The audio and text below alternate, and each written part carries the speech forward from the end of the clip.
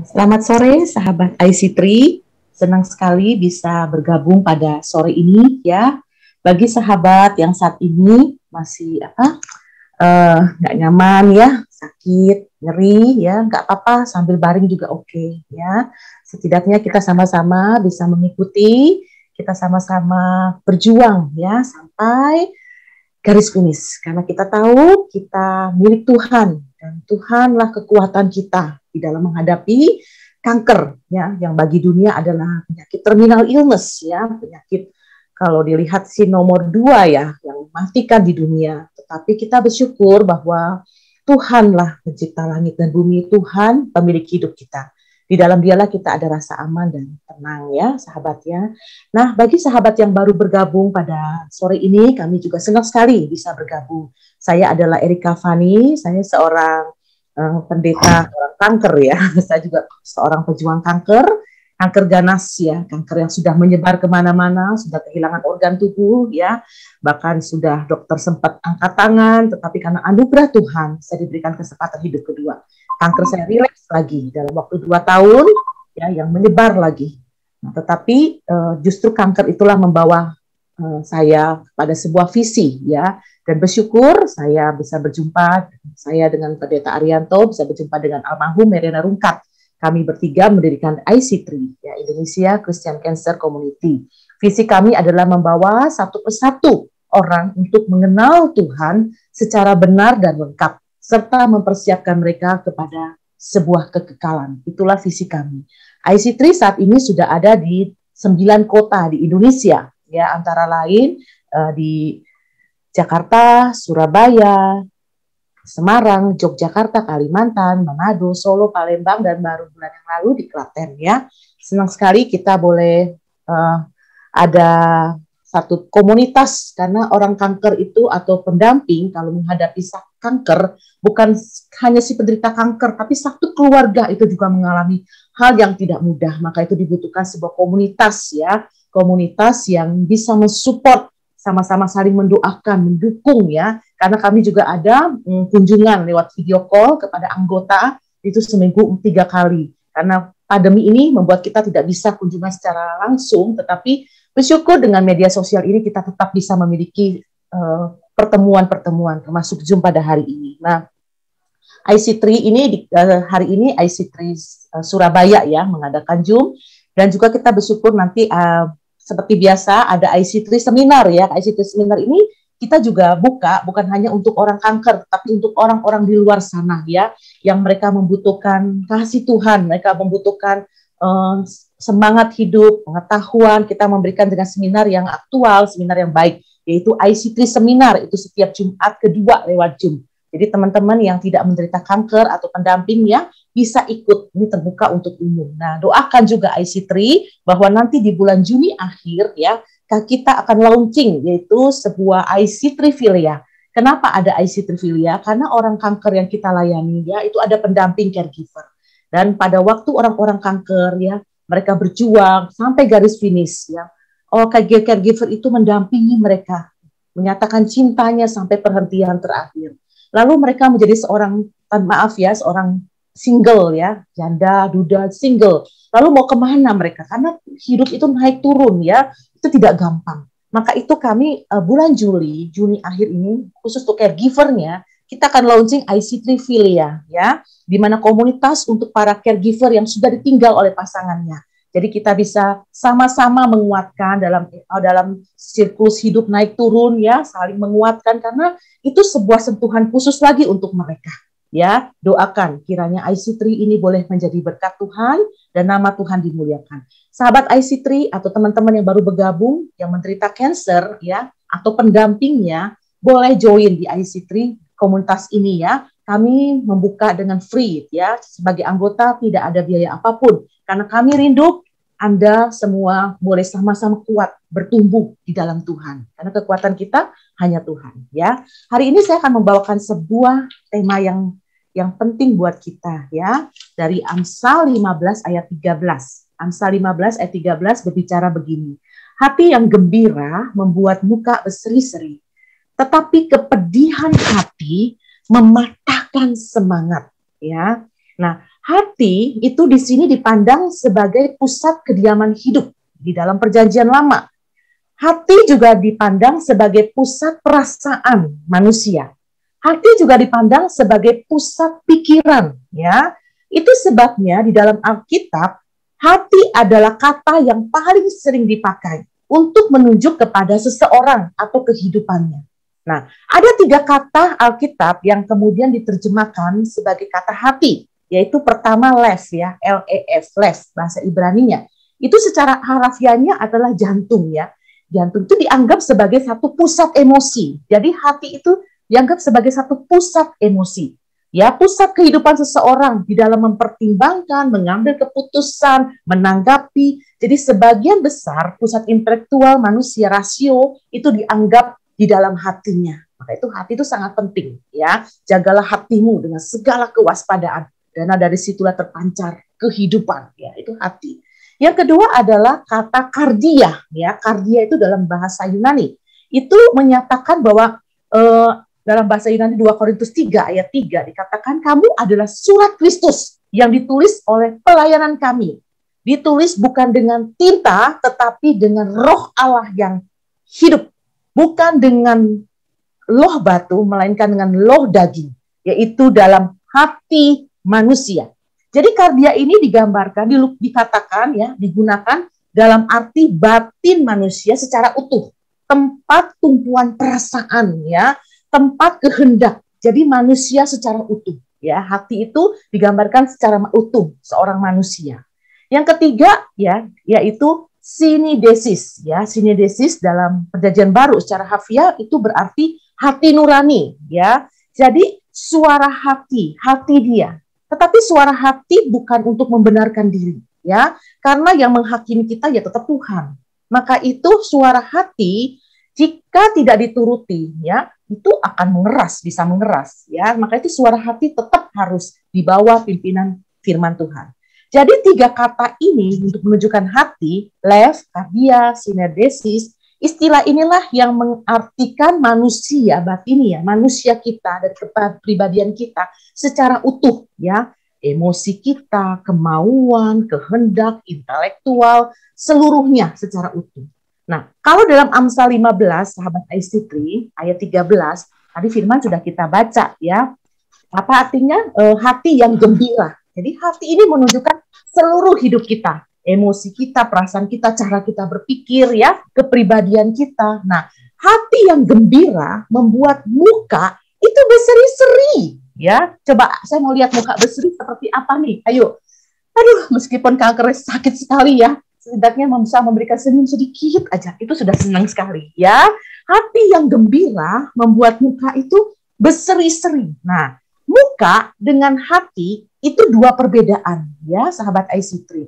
Hati yang gembira membuat muka berseri-seri, ya. Amsal mengajarkan sebenarnya ada sebuah hubungan sebab akibat. Rotterdam, Nederland. Itu sudah tak WA ya, Mi. Coba, siapa nih?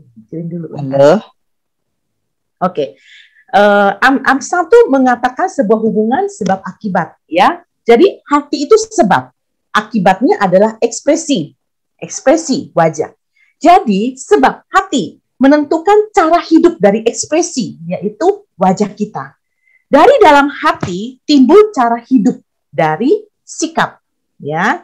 Jadi hati yang gembira membuat muka berseri-seri, tetapi hati yang gembira membuat muka berseri-seri. Tetapi muka berseri-seri belum tentu sebenarnya hatinya gembira. Betul, sahabat, ya. Itu sebabnya 2 hubungan ini, sebab dan akibat, itu adalah satu konsep yang kita harus mengerti, ya. Jadi bukan hanya wajah yang berseri, tetapi yang terpenting adalah hati ini loh. Jika hati kita, ya, cara hidup kita, sikap kita, semuanya sebenarnya ditentukan oleh hati. Jika hati kita nggak damai, ya, sahabat IC3, hati kita nggak damai, maka semua teman pun akan kita anggap musuh, ya. Wajah yang berseri-seri itu akibatnya, ya. Jadi sebabnya hati kita nggak damai, semua akan kita anggap musuh. Jika hati kita benci, ya, maka semua kebaikan caregiver kebaikan pendamping kita yang merawat kita sebagai seorang pejuang kanker, menemani sampai nggak bisa tidur, masakin sampai nggak bisa kerja, total berhenti kerja, mendampingi kita. Ya, kalau hati kita masih dengan penuh kebencian, maka nggak ada kebaikan yang kita lihat dari caregiver. Yang ada malah kita mencurigai dan penuh dengan kemarahan. Sebenarnya, sahabat IC3, ya, orang yang bisa menerima diri, orang yang bisa bersahabat dengan dirinya, juga akan bersahabat dengan orang lain. Ya, tetapi orang yang benci dengan dirinya, benci dengan hatinya dirinya, tidak bisa mengampuni dirinya, maka dia akan membenci orang lain. Sebenarnya persoalan hidup, sahabat IC3, itu semua berasal dari dalam hati. Bukan dari luar, dari dalam hati. Hati yang gembira membuat muka kita berseri-seri. Tapi kepedihan hati itu loh, mematahkan semangat. Hati yang tenang, hati yang tidak terganggu oleh kebisingan dari luar, ya, suara-suara dari luar. Tapi hati yang labil diganggu oleh dirinya sendiri dan menyalahkan kebisingan dari luar. Sahabat IC3, sebenarnya orang ya yang telah berdamai dengan dirinya sendiri, ya berdamai dengan hatinya, dia tahu hidup di tengah-tengah kesepian.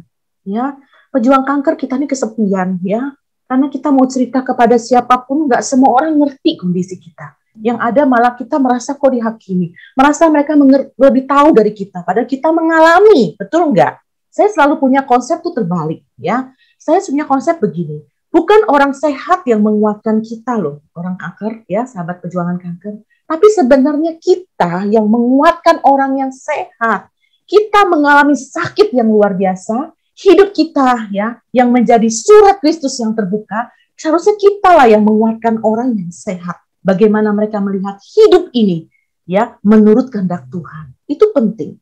Jadi kalau orang yang sudah berdamai dengan dirinya, dengan hatinya, sebenarnya dia tahu bagaimana cara hidup di tengah-tengah kesepian. Ya, orang yang hidup sepi bersama Tuhan berarti dia juga sebenarnya berani kok menghadapi keramaian orang. Tetapi orang yang suka keramaian belum tentu bisa menghadapi kesepian. Maka itu sahabat IC3, hati yang gembira membuat muka kita berseri-seri. Tetapi kepedihan hati itu mematahkan semangat. Jujur yuk sama diri sendiri. Jujur sama hatimu. Mungkin kita hari ini perlu mengenal lebih dalam lagi isi hatimu.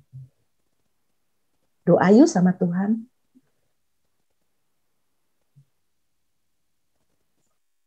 Kita mau datang kepada Tuhan, ya, kita mau berdoa kepada Dia. Saya minta kesediaan Ibu Ruth, boleh mimpin kita dalam doa firman-Nya?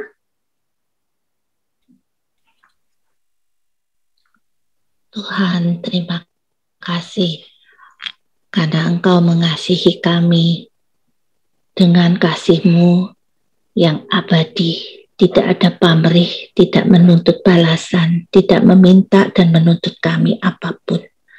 Terima kasih karena Engkau selalu memberikan kekuatan. Janji-Mu tidak pernah luput dan Engkau tidak pernah salah untuk memberikan segala sesuatu. Baik itu keadaan yang baik, keadaan yang tidak seperti yang kami inginkan, pencobaan, penderitaan, sakit, keluh kesah, semua tidak pernah salah. Karena Engkau beri kepada kami, itu untuk kebaikan kami dan kebaikan banyak orang yang melihat kebaikan Tuhan di dalam diri kami. Tuhan, tolonglah kami berdamai dengan diri kami. Tolonglah kami jujur terhadap diri kami. Tolonglah kami terbuka di hadapan-Mu. Inilah kami Tuhan penuh kelemahan. Tolonglah kami supaya kami boleh dikuatkan di dalam Engkau. Boleh Tuhan punya hati yang mau berdamai dengan orang lain, mau punya hati yang mengampuni, memaafkan, melupakan kesalahan orang lain dan menganggap orang lain yang sudah berbuat baik kepada kami, baik itu teman, keluarga, pasangan, anak, cucu, semua Tuhan yang sudah berbaik kepada kami menerima dengan segala puji syukur, tidak ada curiga, tidak ada negatif. Ajarlah kami Tuhan punya hati yang murni, hati yang gembira sungguh-sungguh dari Engkau, sukacita dari Engkau, sehingga kami boleh hidup, menjalani sisa hidup kami dengan sungguh bersyukur, sukacita, dan sungguh memuliakan Tuhan. Terima kasih untuk sahabat-sahabat IC3, Pendeta Arianto, Pendeta Erika, Tuhan, Engkau pakai mereka. Terima kasih untuk kesempatan sore hari ini. Berkati semua yang sudah mendengarkan firman-Mu, dan biarlah firman-Mu itu terus boleh kami ingat dan menumbuhkan iman kami, merubah karakter kami. Terima kasih, dalam nama Tuhan Yesus kami berdoa. Amin.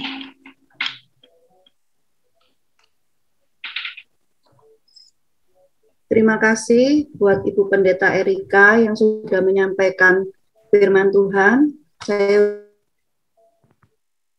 juga mengucapkan terima kasih untuk Ibu Ruth yang sudah berdoa. Saat ini kita akan memasuki sesi bincang-bincang kesehatan.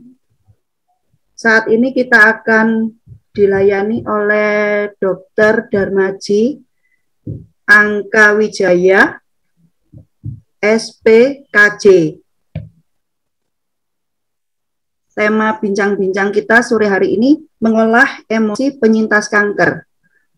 Untuk waktu dan tempat, saya persilakan. Mungkin dokter bisa memperkenalkan diri lebih dulu, lebih jelas. Sudah ya. Selamat sore dokter. Ya.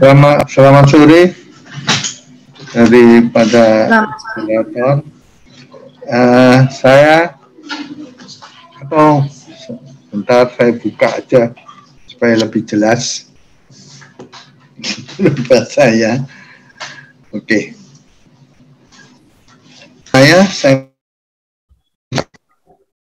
Saya Dr. Darmaji.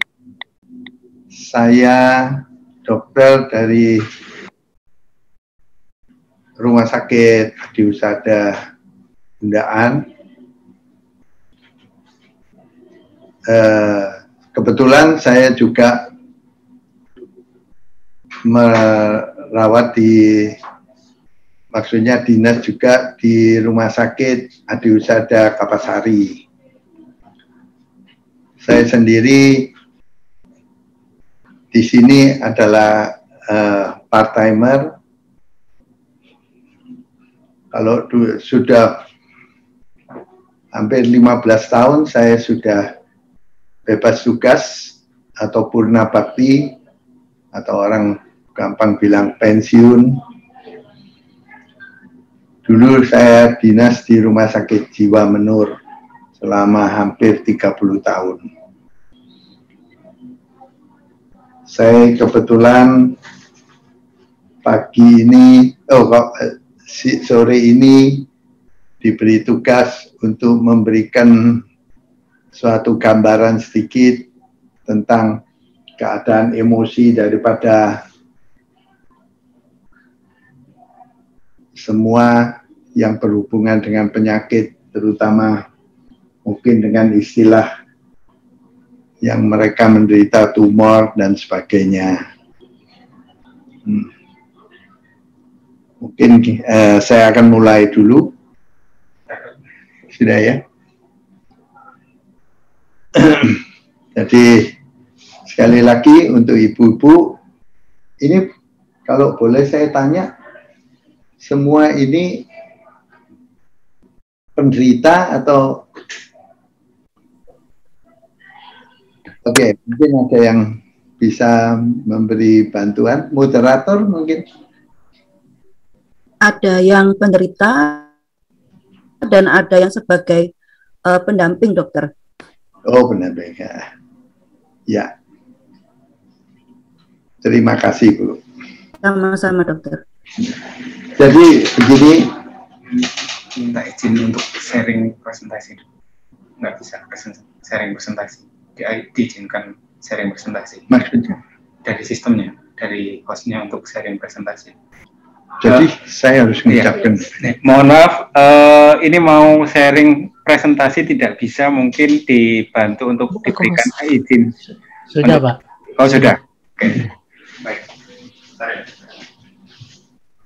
Saya mulai aja. Jadi begini, saya menghadapi para penderita yang terutama mengalami suatu gangguan tumor atau ya penyakit ya, seperti yang ibu-ibu, ada bapaknya enggak ya? Ada ya. Jadi seperti bapak-bapak atau ibu-ibu yang menderita suatu tumor, ya kita sebut saja tumor itu suatu pembengkakan, yang pembengkakan itu bisa terjadi di mana saja di tubuh kita. Ya, saya tidak secara detail mengatakan tumornya itu kalau perempuan banyak di mana, kalau laki-laki di mana, tapi semua yang berbentuk suatu pembengkakan. Pembengkakan itu bisa kadang-kadang kelihatan, kadang-kadang juga tidak kelihatan, yang berlangsung secara pelan-pelan maupun mungkin cepat diketahui. Ya. Ibu-ibu dan bapak-bapak, tumor yang kita derita itu bisa sangat dikeluhkan oleh penderita maupun kadang-kadang tidak terasa atau tidak tampak dengan jelas. Ya. Kalau tumor yang dikatakan tumor biasa, mungkin kadang-kadang saya pun pernah menderita tumor di tangan, ya hanya suatu pembengkakan, kalau istilahnya orang kebanyakan itu mengatakan uci-uci, sering juga saya temui itu di di punggung, ya. Tapi ada juga suatu tumor yang mungkin kita sebut dengan karsinoma. Karsinoma ini suatu benjolan yang kadang-kadang bisa dikatakan ganas, tapi ada juga yang sifatnya jinak. Jadi pembengkakannya kalau yang jinak itu pelan-pelan, tapi mungkin waktunya lebih lama. Sedang kalau yang ganas itu akan membengkak lebih cepat. Itu. Keduanya, baik itu suatu tumor yang jinak ataupun yang ganas, boleh kita sebutkan semua dapat diobati. Ya. Sekali lagi, pembengkakan itu bisa diobati atau juga mungkin istilahnya gampang diobati atau sukar diobati. Ya, tapi tetap bisa diobati. Apalagi dengan perkembangan zaman sekarang, di mana sistem pengobatan itu sudah lebih maju.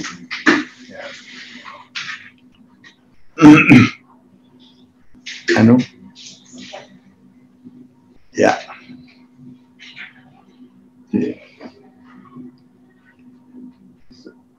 Ibu-ibu, bapak-bapak sekalian, yang saya hormati,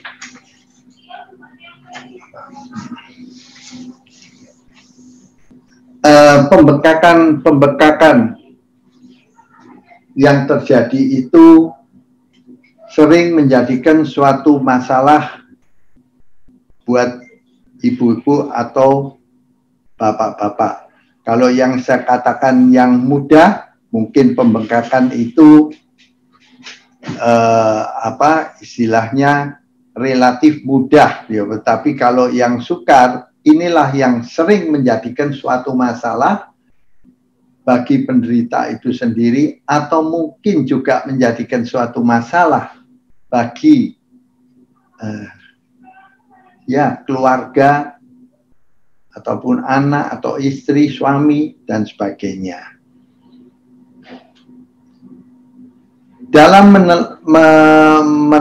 menanggapi atau melayani ya penderita dengan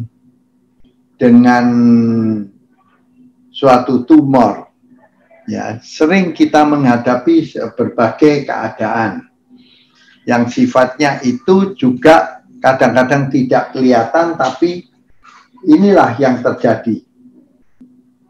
Kalau itu suatu yang ganas dan mungkin diberitahu bahwa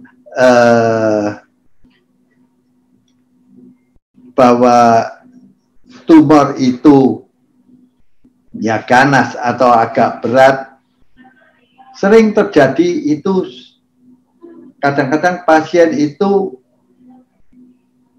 tidak bisa menerima dengan mudah. Jadi dia menyangkal.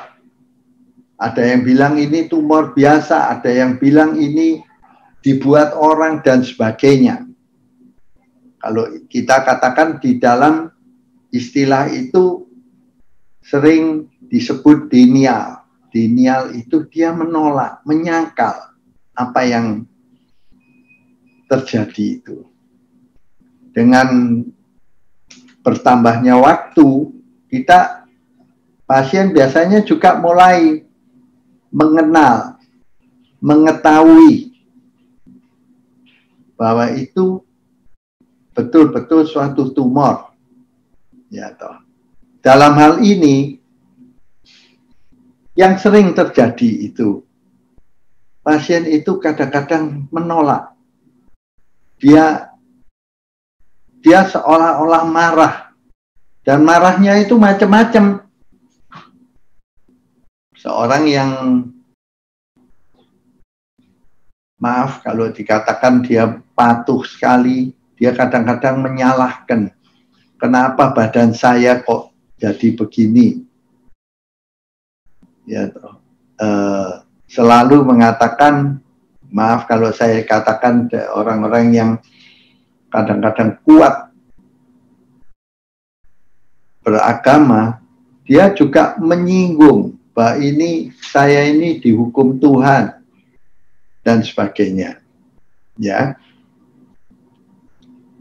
Dengan bertambahnya waktu lagi, sering terjadi mereka itu kadang-kadang ya bisa menerima, tapi juga kadang-kadang tidak bisa menerima lagi.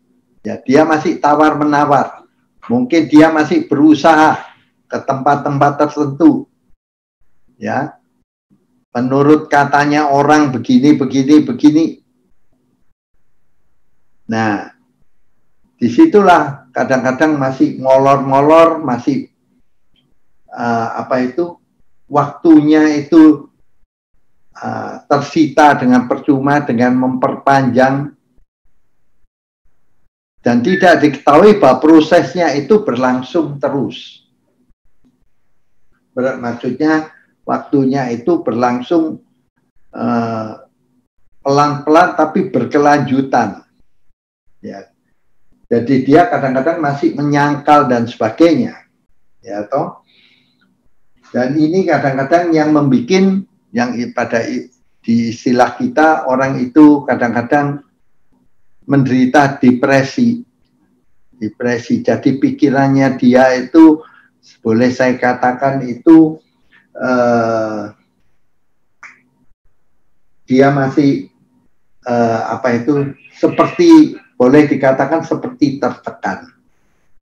Ya, dia menyangkal, tapi dia juga mengiyakan, dan itu sering memukul pikiran dia sendiri sehingga dia merasa tidak enak.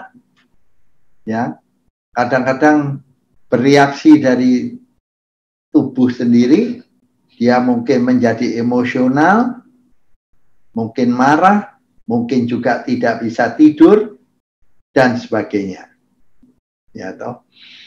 Itu yang terjadi pada orang perkembangan daripada tumor tersebut. Dan yang kelanjutan daripada ini untuk orang-orang tertentu kadang-kadang sudah menyerah dalam hal ini, dan dia apa adanya, ya sudah mau gini, ya sudah mau apa.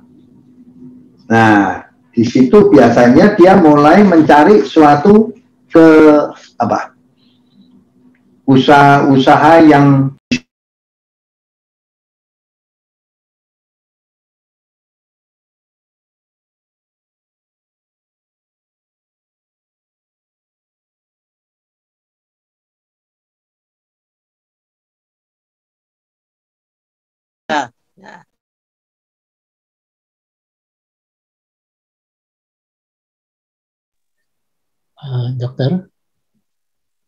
Dokter Darmaji, nggak ada suaranya, dokter.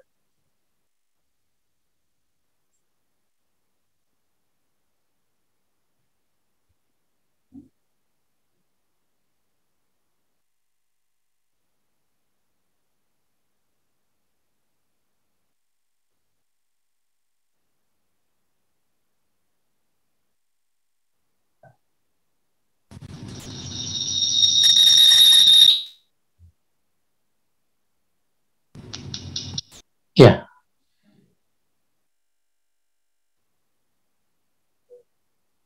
Mute, ya, sudah ada. Ya. Oke, terima kasih. Selanjutnya, disinilah kadang-kadang bergejolaknya seseorang, ya toh, baik dia sendiri maupun keluarganya.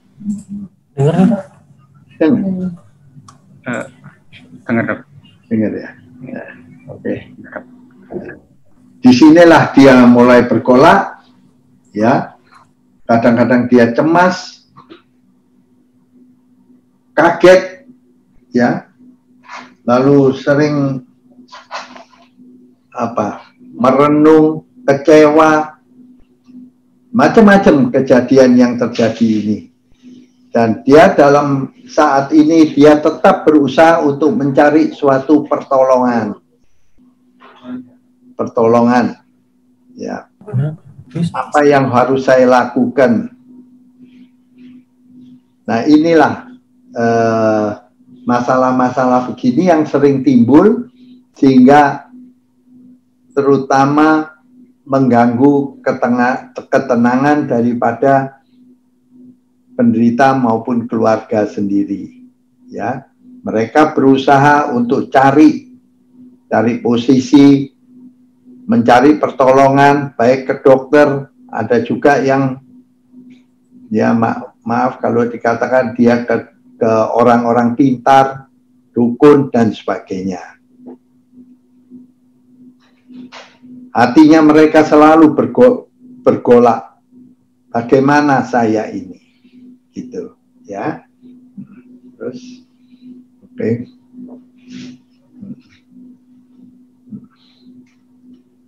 Nah, menghadapi begini, kalau orang itu dibawa ke rumah sakit, dia akan berhadapan dengan rumah sakit, dengan tenaga-tenaga kesehatan, dan kita selalu mengatakan apa adanya yang terjadi. Apakah tadi yang saya katakan itu tumor jinak? tumor ganas maupun hanya tumor-tumor biasa ya, atau yang tidak maksudnya lambat sekali tumbuhnya. Disinilah jelas akan terlihat ini apa, dan akan diketahui, dan tindakan-tindakan yang apa yang akan diambil nanti gitu.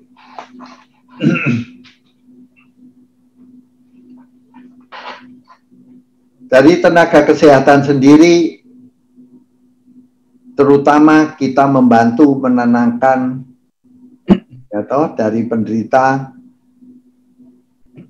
maupun semua keluarganya juga. Sebab perlu kita ketahui, kalau dari tenaga kesehatan selalu mengatakan yang benar. Ya. Meskipun kadang-kadang ya, kalau istilah saya biasanya kita bicara itu juga dengan kembangan tertentu ya. Jadi bukan bicara seperti harga mati begitu, enggak. Ya, toh. Saya kasih contoh aja, kalau kita ditanya, dokter apakah ini bisa sembuh? Nah, kadang-kadang masalah itu bagi seorang terapis, bagi seorang dokter maupun perawat, itu kadang-kadang untuk dijawab juga sukar. Ya, tapi toh kita berusaha untuk menenangkan pasien. Nah, selalu dalam garis besar kita tetap berusaha. Ya, kita semua, baik itu dokternya, perawatnya dan sebagainya, yang membantu di sini selalu berusaha sebaik mungkin mengatakan bahwa kita berusaha sekuat tenaga. Dan masalah sembuh atau tidak, faktornya itu banyak. Bukan hanya obatnya atau cara mengobati, tapi juga dari segi lain-lain. Misalnya daya tahan tubuh seseorang,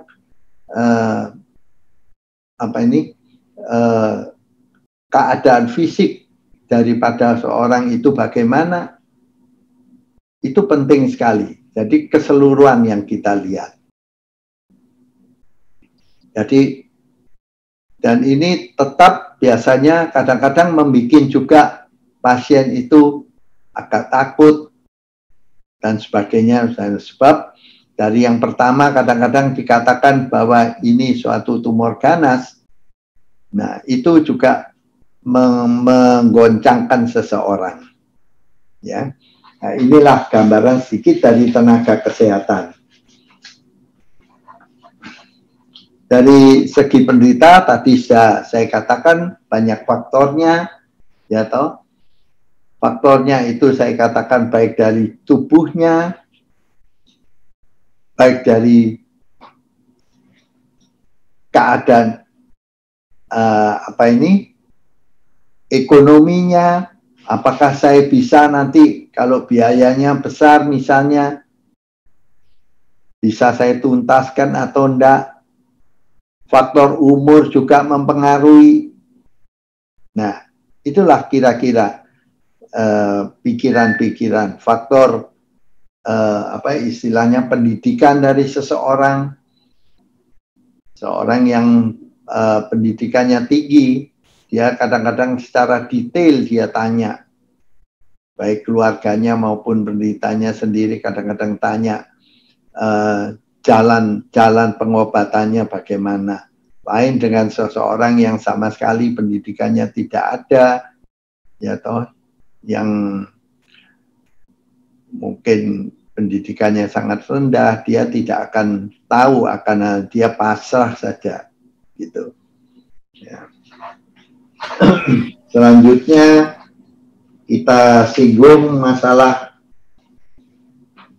keluarga. Keluarga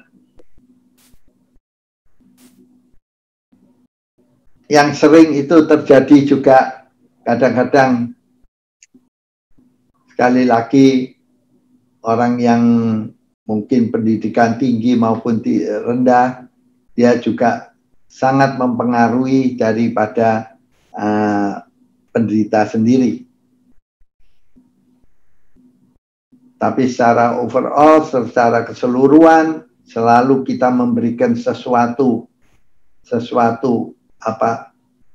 penenangan, ya, suatu keadaan yang menyenangkan supaya dia tidak tambah susah. Kita berikan sesuatu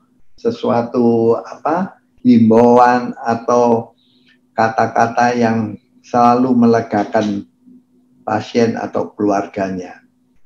Selalu kesempatan-kesempatan atau kemungkinan-kemungkinan yang bisa kita berikan pada penderita. Ya, meskipun kadang-kadang suatu hal yang sangat sulit, ya, tapi tetap kita berusaha untuk sebaik mungkin menenangkan daripada pasien itu sendiri. Dan untuk penolong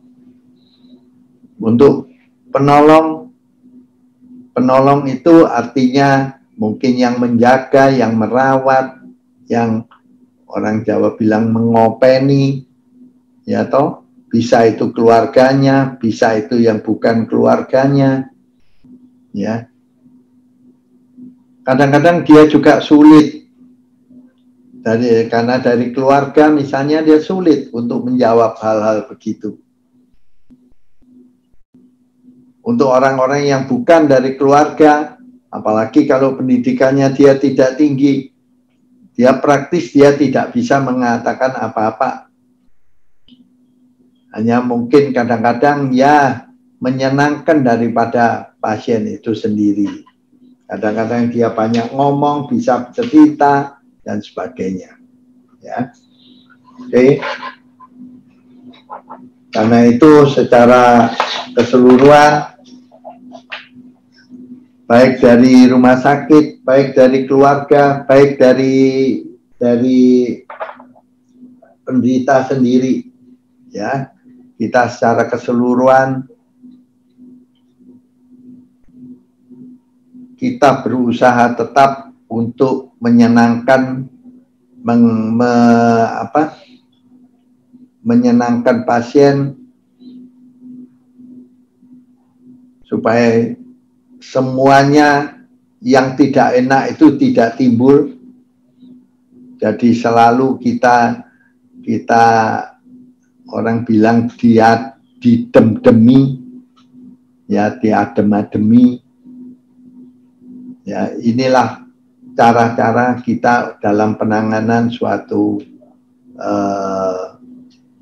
pasien-pasien, terutama yang menderita suatu kanker ataupun tumor dan sebagainya.